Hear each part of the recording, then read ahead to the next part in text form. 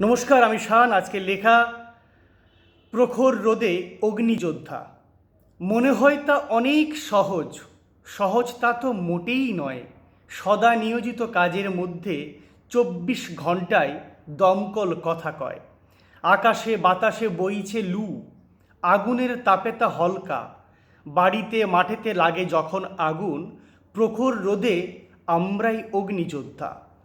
রাজনীতির উত্তাপ যতই বাড়ুক, গণতন্ত্র প্রতিষ্ঠার মারামারি, সমাবেশ কিংবা হেলিপ্যাডে আমরা দমকল কর্মচারী।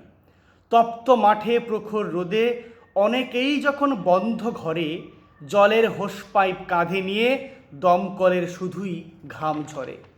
ছুটছে তারা ঘন্টা বাজিয়ে, গরম হাওয়ায় হচ্ছে টাইট। রাতের ঘুম হয় না এসিতে, মাঝরাতে আগুনের সাথে করছে ফাইট।